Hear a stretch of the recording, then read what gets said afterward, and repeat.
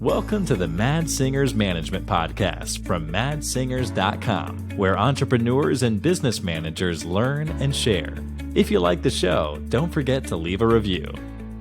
Hello, everybody, and welcome to the Mad Singers Management Podcast. Today, I'm joined by Jason Long. Welcome to the show, Jason. Hey, Mads. It's good to see you again. Thank you so much. Likewise. It's been nearly a week. Almost, yeah. Excellent. Jason, one of the key things that happens in the start of every one of my podcasts is that I ask the guests I have to introduce themselves a little bit because the whole world is not yet aware of who they are. All right. So, well, first off, thank you so much for having me on the show. I really appreciate it. My name is Jason Long. I'm the CEO of Tangent Solutions. Tangent Solutions owns a portfolio of software as a service, agency, productized services, and outsourcing companies. We've been doing this, I've personally been doing this, and the business has been around for about 20 years now. I'm the founder and CEO of the business.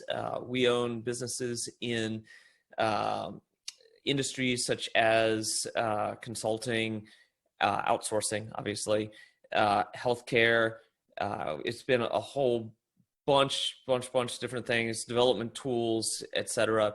We're constantly building new tools and new businesses and building new teams around those tools. The things that I'm most involved in day to day are the new businesses that are being built and the oversight of those things, putting in place teams, recruitment, product owners, etc. And then JH Media Group. And JH Media Group is my SaaS consulting company. We do, generally for mid-market companies, we do consulting, build, planning, marketing, sales, training, recruitment, etc. And I'm pretty involved in that business. I would say about a little less than half of my time is put towards that. I also just recently started a Facebook page as well for SaaS entrepreneurs. I was happy about that one. Been thinking about it for years now. Day to day, I manage, I don't know, between 6 and 10 people. Usually the executives within my businesses, I don't really manage them, they manage themselves, but I give them guidance. And then within the JH Media Group team and the build teams, I'm a product owner and or manager in those teams. So that's my day to day. Anything I missed in there? Anything else you want to know? I'm a Leo. I like long walks. Well, I'm a Leo. I like long walks, world travel. I think you and I actually met in Bangkok for the first time. And I spend about half my year traveling around the world when we're not in the middle of a pandemic. Yep, it makes it a little bit more difficult. Yeah, a lot more difficult. Although you're on the beach, aren't you?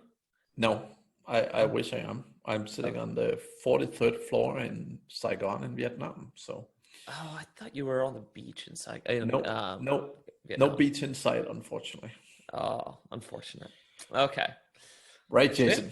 Yep. You've got a lot of amazing experience, and I remember when we met the first time. I think it was actually after a session I had done or something.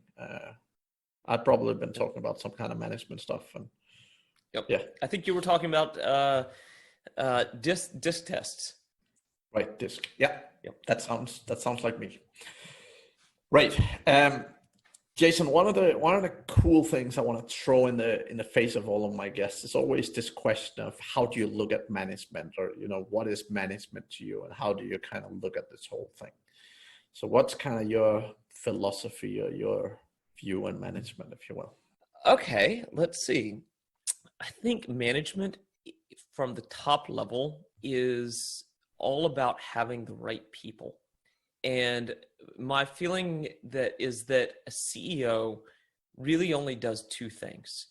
They teach their people, help grow their people, and they push their business forward insofar as creating new projects or new initiatives or closing old initiatives that aren't working, that kind of thing. And so I really do take that to heart, and I work really, really hard to help grow people. And there's a few ways that I do this. One of the first things I do is when we have a new person come on within my organization, somebody that I'm managing, because there's multiple levels now, and there's people I don't know within my company.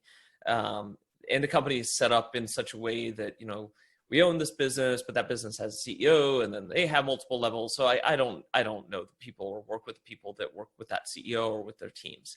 But when it's a person that works directly with me, first off, we always start by having contractors first. We never hire people full-time right out the gate, because I want to know how we're going to work together. And so we always start with that.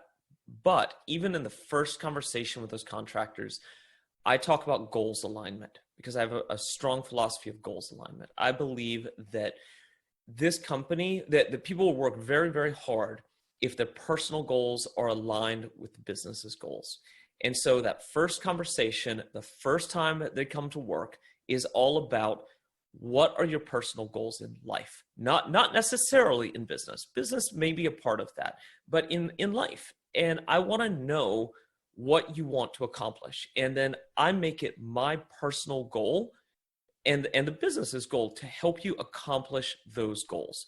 Because I know that if you're going to accomplish your life's personal goals by working at this business, you are going to work so hard for this business, because it is directly accomplishing your goals.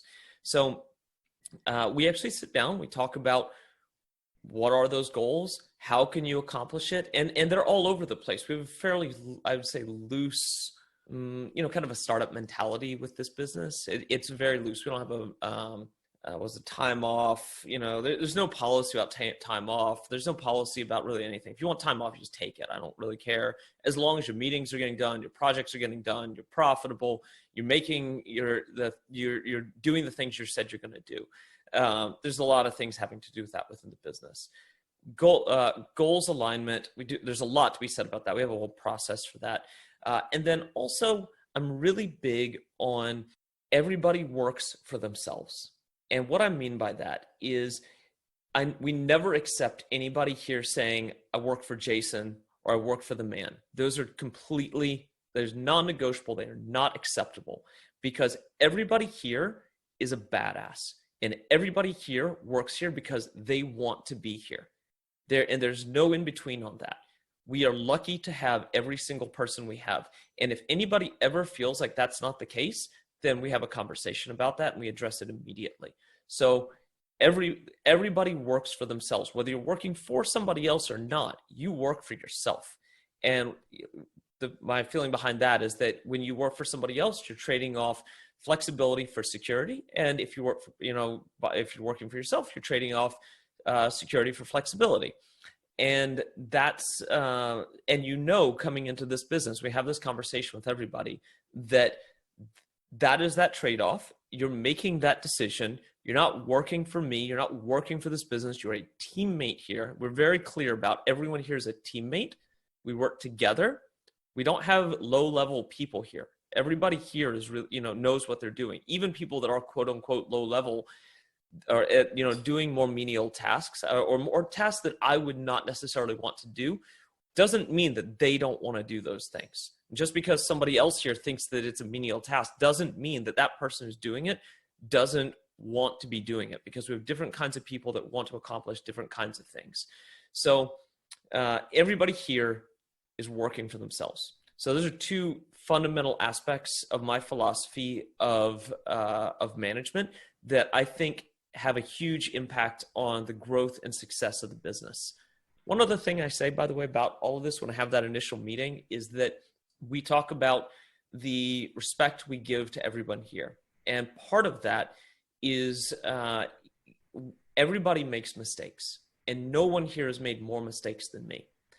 And it's okay to make mistakes. It's okay to screw things up. But what's not okay is to jump on somebody else for their mistakes.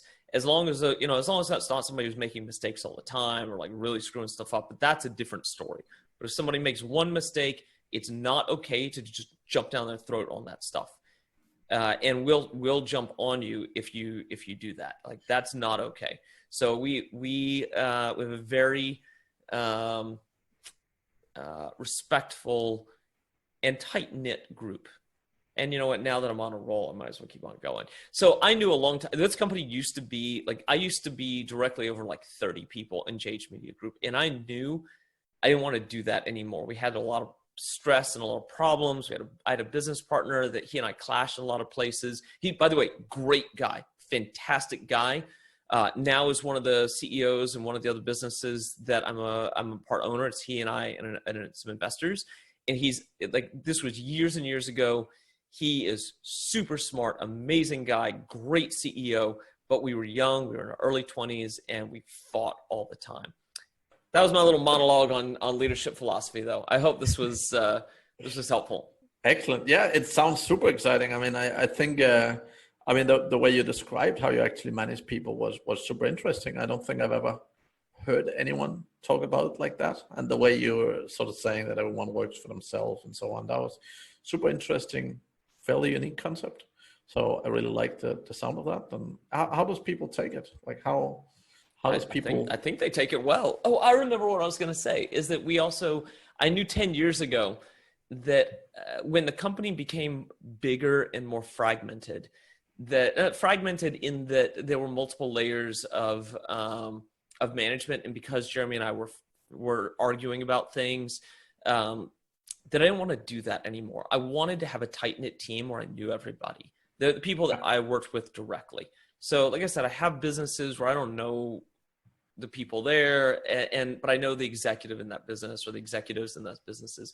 But the team that I manage directly, I want to be able to party with those people. I want to be able to be friends with them. I see them every day. There's still there is still at the end of the day that hierarchical concept, because I am still CEO of the business, and I'm still responsible for that the company is doing well. And if somebody's slacking off, then it's hurting everybody else, or firing, if we have to do layoffs for whatever reason, I have to make those final decisions. But I want to have a cool business where it's fun to hang out with everybody. And I feel like we've been fairly successful in taking the team across the world. Last time I saw you, I had a whole bunch of my team members there. We were all in Bangkok together, and we all went to Phuket and partied. And then we all went down to Medellin and partied in Colombia. And we do this pretty much all the time. And I feel like we've done a good job building a team like that. And it's part of that leadership philosophy I was talking about. Yep. So, and those things, that's one of the reasons we have that, is it ties all those things together. Perfect. So what was the question you asked me? I think if your inbox is open for job applications, I think you just got a whole bunch. But it takes a special person to be on this team. So, but I'm always looking for new people. So please, if somebody is interested in a dev project management position, they have about 10 years of experience, call me. Excellent. That sounds great. I like that. Right. So fundamentally, like the way you're managing things, right, I assume from when you said you were young and naive and all that sort of stuff, that's probably not the way you did it initially. What's sort of the number one lesson that you've learned from when you first started in business till today? That's the thing, is that, man, I think that this is a lesson this piece is a lesson that you teach, is that it's not just one thing.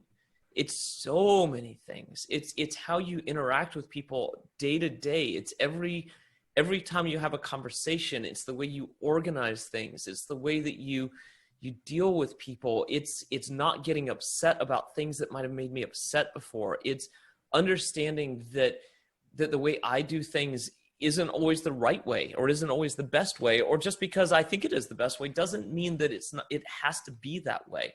It's like so many things. It's learning how. I think maybe the biggest impact, the biggest thing that I have screwed up is not firing people fast enough. I think that if I could take all my frustration and all my problems, I mean, clearly, like, you have to have all the other things, but the thing that I personally, if I could go back and be like, oh, you want to save yourself some lost hair and tears and tons of lost money, fire this person, this person, this person, this person immediately, or never hire them in the first place. I think that it'd be hard to know that, but it's not even don't hire them in the first place. It was manage them better, fire them when it's time, which in some cases was years earlier than I did. And it cost me probably millions of dollars, at least $1 million altogether, easily $1 million. Yeah. Yeah, and I think, I mean, when I work with business owners, right, I think my number one thing is always say that the most important skill you can invest in is learning to hire better, because it's not necessarily that everyone struggles to fire, but the thing is, if you improve your game of recruitment, if you just improve your game with 20%, like if you're an entrepreneur and a business owner, right, over the lifetime of your businesses and so on, that is probably the best and the biggest return you'll ever get. Right.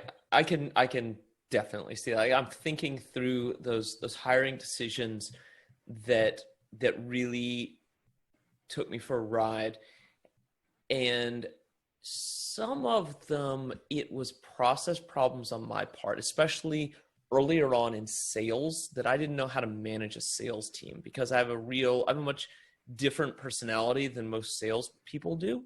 So I didn't know how to manage salespeople, and that caused me a lot of problems. But other than that, I think about, like, if I had done, there were a few times when we had really fast growth and I needed a project manager right away. And I just needed somebody to fill the shoes, and I hired quickly because I felt like I needed to.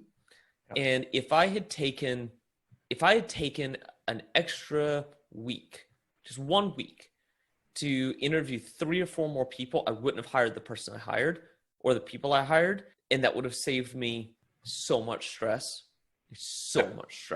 like unbelievable amount of stress. I ended up, at one point, I ended up hiring somebody that was really toxic, and she interviewed really, really well. And, it went well to begin with, but the amount of stress she caused me was unbelievable. Like to the point where I was getting depressed, and my team was falling apart, morale. She was poisoning other people on the team. And I ended up having to fire a group of people because of her when that finally all settled. And if I had taken 1 week to interview a few more people, I probably wouldn't have hired her. Yeah. So I think that you're right. The hiring game is probably where it's at.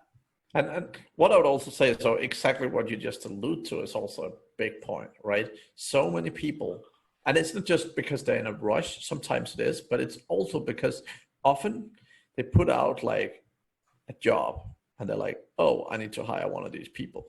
Yep. They look at the resumes, they get the candidates in, and the one thing they always do, they say, I need to hire the best candidate. And my philosophy is very, very clear. Don't ever hire the best candidate if they're not good enough, right?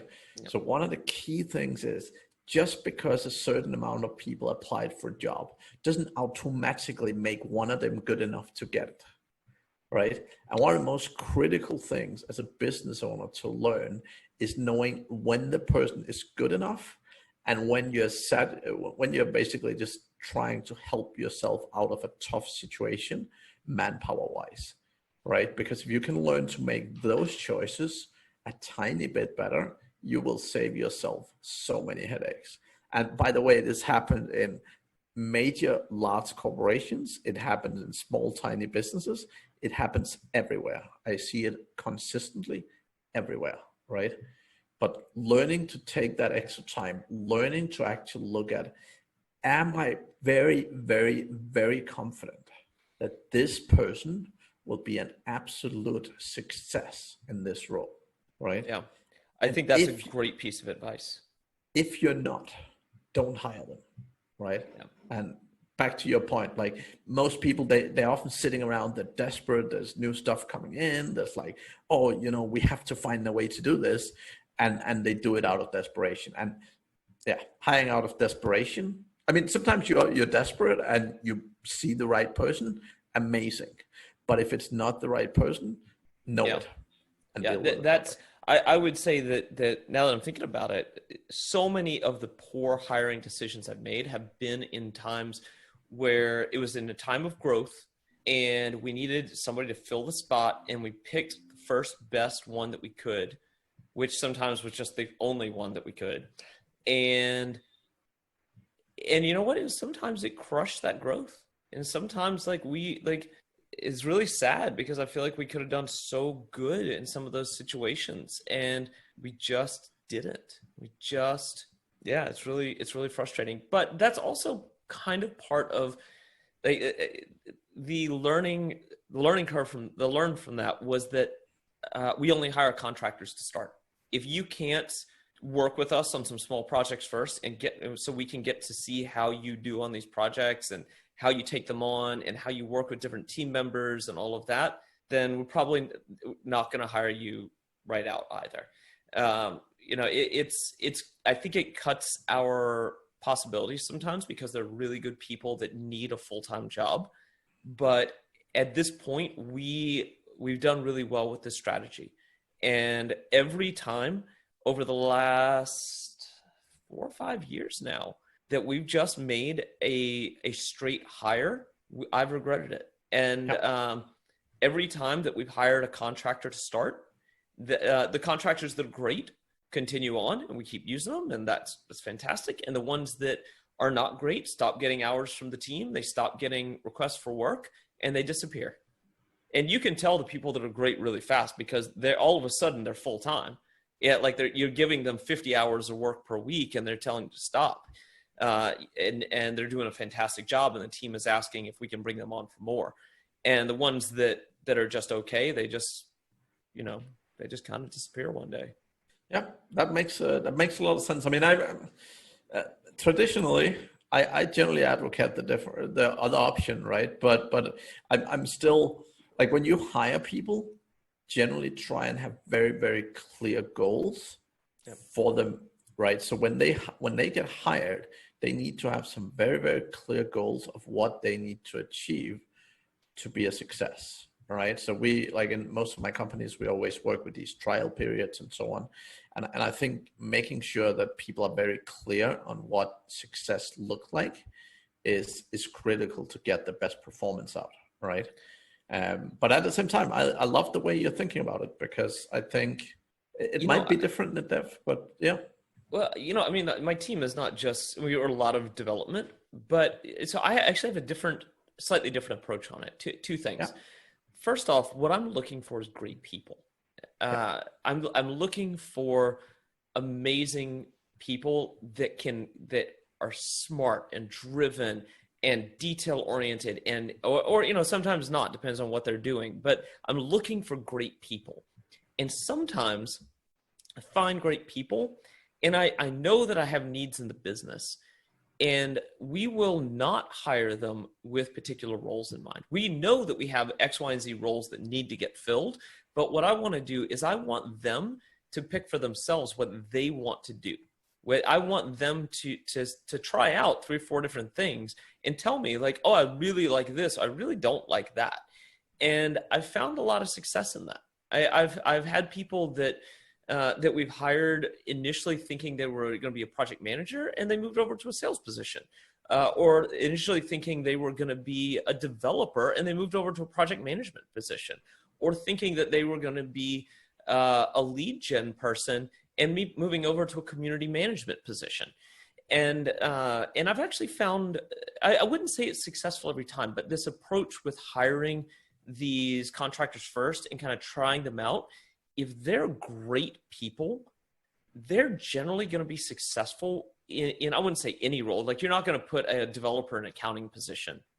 Actually, that's not true. We have a developer who's in accounting position right now. That's not too bad. That's not too bad. but you're not going to put maybe a salesman in an engineering position and expect them to be an amazing engineer. If you need a professional degree on something, you're not going to do that. But giving people the leeway to pick what they're good at and tell you that you really enjoy that thing has grown some really effective people in those different areas. And at the same time, I feel like we've also struggled some from this because we give people too much freedom and they get lost. And I think that as long as you're watching it and you're careful and you have a plan around it, then you can be effective in this. No, that's yeah. I just had something to add. So I totally like that, right? Because I have two key things that I look for, right? Like exactly the way you say it, great people. I have probably 3, maybe 4 times in my career been doing an interview and made an offer before the person left the room.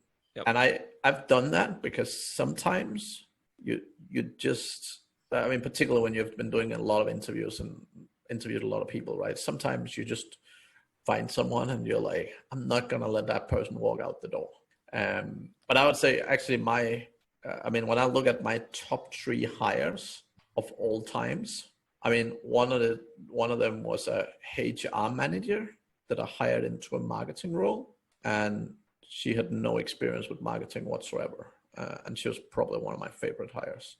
I had another hire that was basically coming from a role of, pretty much like purchasing and so on, and moving her into HR. And again, like an absolutely amazing fit, right? And I think a lot of the time, exactly as you say, if you have great people and you give them challenges that matches their personality, again, I'm, me and Disc, but if you give them challenges that actually match their personality and things they're naturally gonna be comfortable with, you will generally get good results. For sure. I've found so much success. What I like the most, and this is, I'm always afraid that people think I discriminate oppositely here, but basically I love hiring people who have no education, because they generally tend to be so much more appreciative of the opportunity. And it's not a question of salary and all that kind of things, but sometimes when people come with a 10-year education, they're kind of like, oh, I should be paid at least 100K a year, and like they're coming with a certain set of expectations. Whereas a lot of people, and this is not just like my team in the Philippines, but this is worldwide. I've experienced this, that when you're hiring people who don't have an education and don't have that same level of expectation, one, they tend to appreciate the work a lot more. And when people appreciate the opportunities, they tend to also work harder for them, right? Yep. So that's it's interesting you would talk about that. These days we have more people who are educated in their roles, but like we have one of my company does wage and benefit surveys, and we have a PhD that works on that team because she's educated and it kind of requires that for that kind of thing, right? Mm-hmm. But and then we have developers that have degrees in computer science. But I think everybody else, I mean, our marketing manager was degree in psychology, which I guess very similar, but she worked with adults with autism for many years before coming into marketing. I don't know what that says about marketing, but it says a little bit. I actually have no degree at all. So something else within my business, I don't expect anybody to do something I'm not willing to do or I haven't done myself. Well, maybe a little bit I haven't done myself, but that I'm not willing to do. And so I actually don't really care that much about the education either. In fact, when we get new people in, I almost never look at their resumes. If we have like a new hiring thing, like the only thing I'm going to look at on the resume, this is going to sound really funny. We get resumes for designers. And I don't look at what's written. I look at how well the resume is put together, design-wise. So I just glance at it. If it doesn't look good, we're moving right on. That's that for designers. Who else do we get resumes for? That's it. That's the only position I can think of that we get resumes for. People like salesmen offer to send us resumes. And I'm like, nah, how about you just try to sell me something? Or tell me about your sales process. But it's what we do is we ask for interviews, for video. We give a questionnaire and some notes and some questions, that kind of thing. And then we ask them to do a video interview where they're recording themselves. And then we watch those. And from that, and if it's a designer, I glance at their design. In that, that's what we choose from. I don't really care what the education is. If you're doing a good job at what you're doing and you're knowledgeable, what difference does it make? That's my feeling on that. Two other things. So you were talking about those hires you make. I think of myself kind of as like a people collector, and that, you know, meeting great people and knowing great people, and then looking like all the time. I meet so many people like all over the world in all of these amazing places I get to go to, at all these events I go to. And so often I'll look at somebody and be like, oh, you're so freaking smart and you're so good at this. We need to work together really badly. And maybe not today, maybe not this moment, but one of these days we're going to work on some projects together. And I have a little file. I keep all these people in, like, you know, what I think they'd be good at, where I'd like to put them, how I think they would work within this machine, like all of these different things. Like, and like usually it's like cool people that are interesting and smart and driven. And slowly over time, I kind of like, I reach back into this bag and I'm just like, oh, that person would be so good. Let's see what they're doing now. Let's see where they're at. Let's see if they want to come and like travel the world with me. Let's see if they want to work fully remote for a little while. Oh, looks like they do. Fantastic. Or maybe they're in a position where, you know, they're not in a good spot for that at the time, but we'll call them back in a couple of years and see how it goes. And we have a lot of people like that. Actually, one of the people we just hired recently, I was working out in a CrossFit gym in Santa Marta, Colombia, and I met this awesome guy named Christian and his wife, Catalina. And Christian's an orthopedic surgeon, and we just got to talking. We just hit it off. We went to dinner. We talked for a long time, and I was like, this couple is so freaking amazing. And Catalina was kind of okay where she was working, but then years later, she called me and she was like, yeah, I'm not really happy at this thing. I want to do something different. I want to be remote. And I was like, that's perfect, because you are on my list. And so now we work together. Now we're you know, now like she's learning how to manage projects. She was an event coordinator before, perfect lineup for a project manager. And she's taken on a lot of different things. The other thing that I was going to point out from before is that a lot of people talk to me and they're like, oh, you're a dev project manager, developer, you're on the development side. I actually came from the design side. I'm a shitty developer. I could do it. I'm just really bad at it. You would never hire me to develop anything. Like, I would screw your shit up so bad.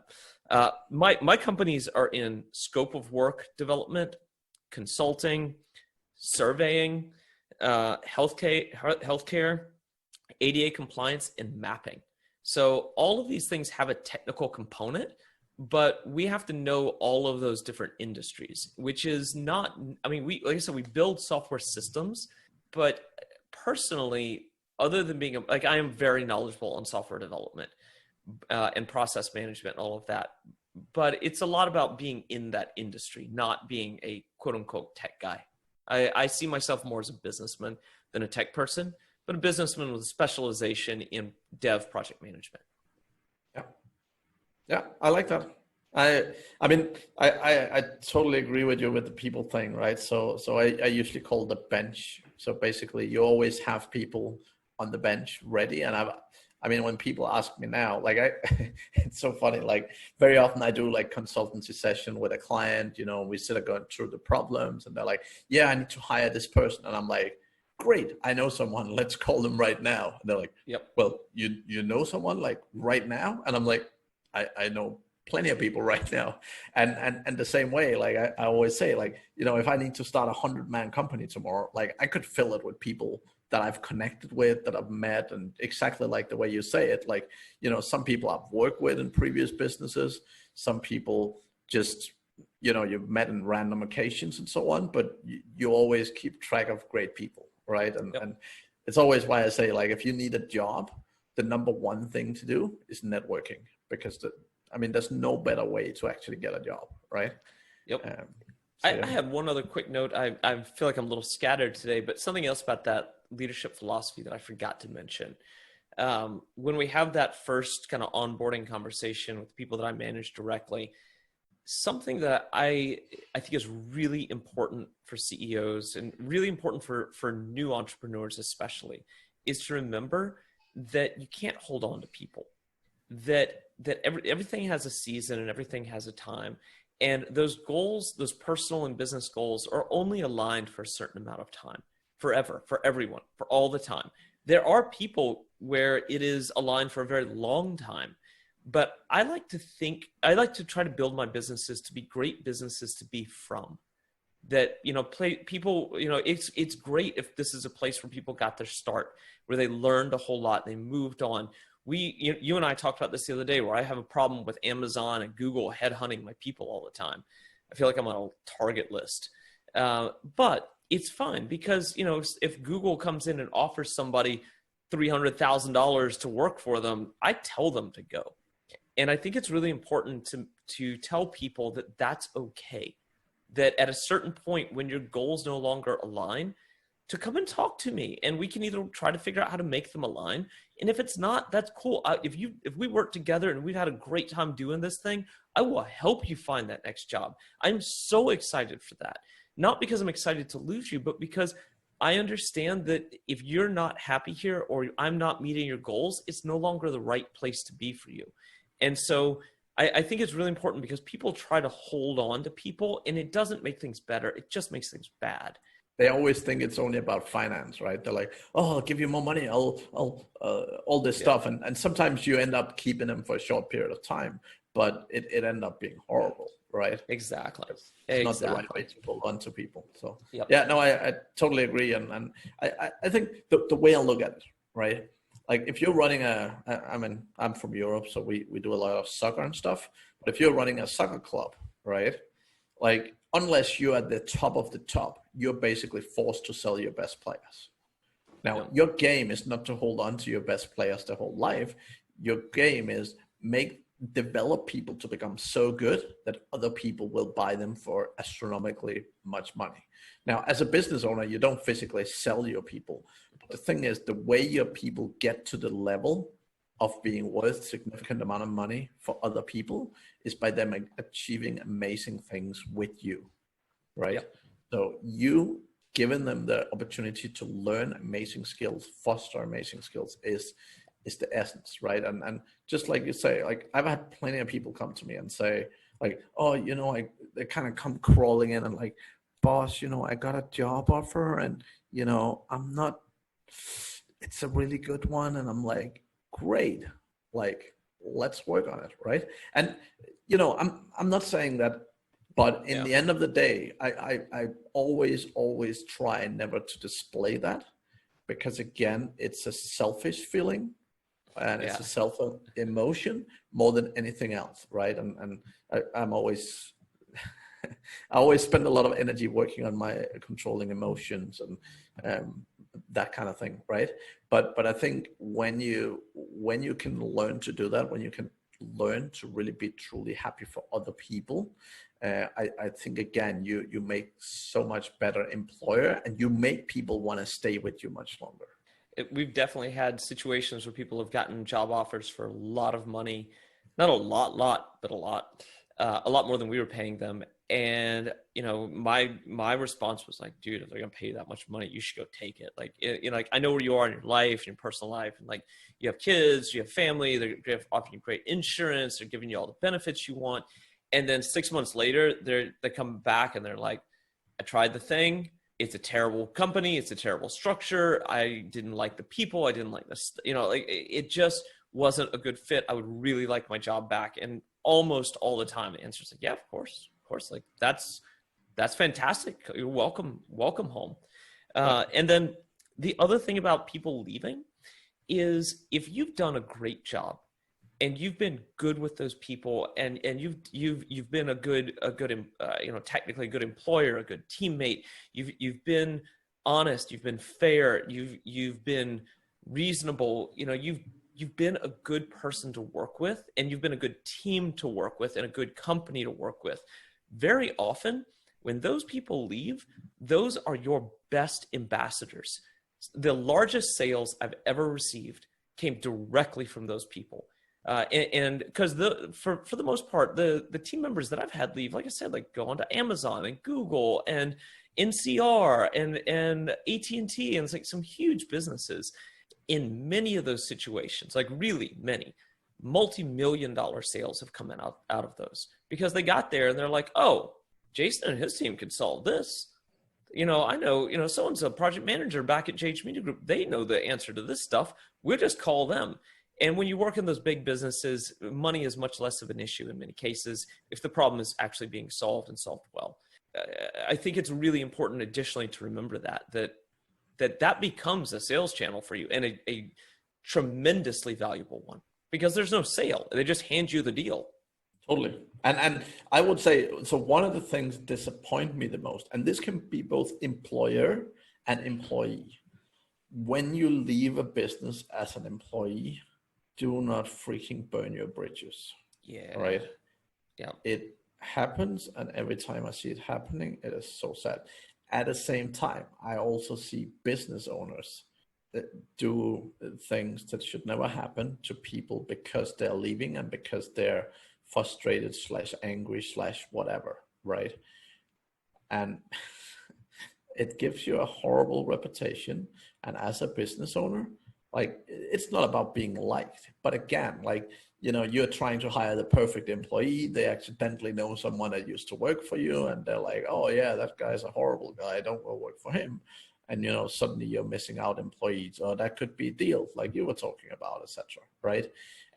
Again, any kind of relationship, and probably private as well, but any kind of business relationships you have, always make sure you finish them well, right? Don't let them hang. Don't screw them up just because you're angry or disappointed or whatever. In the end of the day, people owe you nothing, right? Yeah. They're working for you. They're putting their blood, sweat, and tears into your business. They're not doing it for you in general. They're doing it, exactly as you say, for themselves, as long as the goals between you and them align, all right? Yep. You can't expect them to stick around forever, no matter what you do. So, yeah, that's another way that I look at it sometimes. So, I mean, I think that this is an oversimplification of the arrangement. Is that you're renting their time? You're paying them for their time, paying them for the brain. You're paying, for me, very much paying them for their brain power. At a certain point, like, if you're paying them a certain amount for that, that's the value of their brain. Yep. Totally. Jason, that has been an amazing chat with you. Oh, thank you. We're done already. That was quick. I know time flies when we're having fun, I think. Yeah. If people are desperate to get in touch with you, what is the best way? You can either get me through my LinkedIn. I think it's Jason M. Long 1, JASON M LONG 1. So it's the LinkedIn, and that's the end one, then the little thing. Yeah. But I get a lot of people contacting me through that. So you can do that. You can also just reach me at jhmediagroup.com, and then scroll to the bottom and click send us a message, and it'll take you to a contact form, and you can just reach out to me through that. Either of those work great. You can also call the company line. Phone numbers on the website. I will. I'll make sure we have all that stuff in the show notes in case people desperately need some awesome development power and smart people. Excellent. Thank you very much, Jason. That was a pleasure talking to you. It was great talking to you as well. And I'll talk to you soon. Hopefully. I feel like it's been twice in a week, which is like more than in the last year. So I'm looking forward to having another conversation with you soon, Mads. Excellent. All right, man. Thank you, Jason. And for everyone else, see you next week. Thank you for listening to the Mad Singers Management Podcast. Please leave a review. It means the world to us. You can also learn more about management at madsingers.com.